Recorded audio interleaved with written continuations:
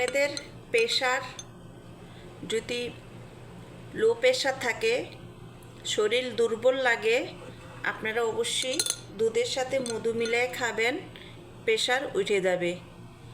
তো আমার আজ 2 দিন ধরে গর্দনা ব্যথা করে এবং মাথা ব্যথা করে, যার জন্য দুধের সাথে মধু মিলাইছি।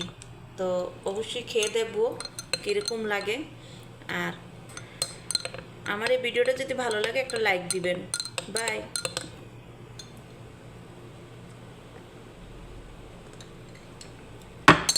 সেই টেস্ট অনেক ভালো, খুব টেস্ট।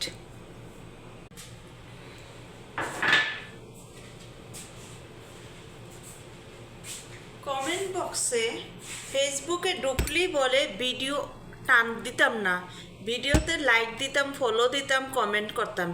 এখন কমেন্ট দিতে গেলে লাল একটা দাগ উঠে, কমেন্ট না হয় না।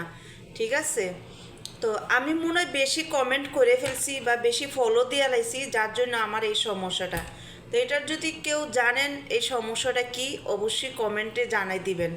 যে আমি মানে ফলো দিলে ফলো হয় না, কমেন্ট দিলে লাল একটা দাগ দেখা যায়। ঠিক আছে, কমেন্ট যায় না।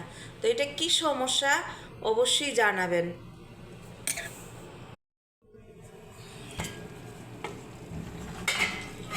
মেয়েটা রান্না বাপের বাড়ির থেকে শিখতে আসে না, যখন জামাইয়ের বাড়ি আসে তখন ঠিকই রান্না করে খাওয়া লাগে। আর বাপের বাড়িতে তো আদরের মেয়ে, মা রান্না করতে দেয় না।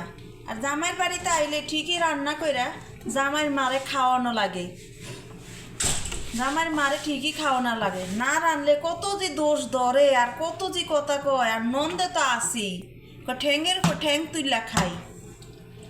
আরে ননদ, তুই তেমন মানুষ, আমরা তো মানুষ। তো করে খালি আমরা আইসি খাওয়াইতাম আর খাওয়াইতাম আর রান্দা খাওয়াইতাম।